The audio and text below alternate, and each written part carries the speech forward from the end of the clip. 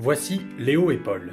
Léo et Paul ont le même projet, construire un camping 5 étoiles où les gens viendront chaque été pour passer leurs vacances. Léo veut aller droit au but. Il décide de construire son camping d'un seul coup pour obtenir directement ses 5 étoiles. Paul, lui, veut héberger des clients le plus rapidement possible. Il fera évoluer son camping progressivement. Léo commence à remplir un cahier des charges très précis, détaillé et exhaustif pour le confier à son prestataire. Paul prépare déjà l'arrivée des premiers clients. Il participe à l'installation d'un accueil et des premiers sanitaires. Dès que ces installations sont vérifiées, les premières tentes peuvent déjà être plantées. Il avait prévu de démarrer la construction d'une piscine, mais en discutant avec les vacanciers, il comprend que leur priorité est finalement l'installation de bungalows et d'une petite épicerie. De son côté, Léo a enfin envoyé son cahier des charges. Le prestataire peut démarrer le chantier. Aux vacances suivantes, Paul accueille de nouveaux clients, ravi de découvrir les nouveaux équipements qu'il a construits avec ses équipes. Il gagne sa première étoile. Après avoir échangé avec les campeurs, Paul est maintenant persuadé que c'est le bon moment pour installer sa piscine. Avec le spécialiste qu'il a choisi, il trouve même le meilleur prestataire pour ajouter un spa. La deuxième étoile est assurée.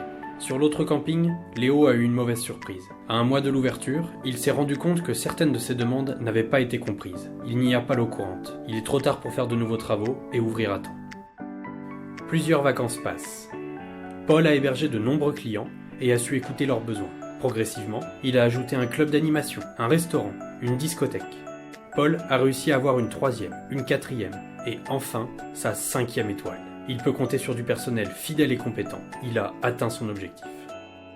Pendant ce temps, Léo a dû changer de prestataire. Il a cassé certains bâtiments pour installer l'eau courante et reprendre ensuite les travaux. Le camping a finalement ouvert, mais avec moins d'équipement que prévu, et il a fallu attendre pour afficher les fameuses 5 étoiles. Alors pourquoi un résultat si différent ? Paul a adopté la méthode agile. Il a favorisé l'oral, l'écoute et le travail d'équipe. En participant au chantier, il a pu lui-même anticiper les problèmes et trouver des solutions avec chacun de ses prestataires. Il a su écouter les demandes de ses clients et s'adapter pour atteindre son objectif progressivement. Léo, au contraire, a préféré d'abord décrire son besoin le plus précisément possible, pour pouvoir ensuite tout déléguer à son prestataire. Il n'a pas pu s'adapter aux imprévus et faire évoluer son projet. Il a privilégié la documentation à la discussion, résultat, incompréhension. Chez SOR, nous travaillons en mode agile.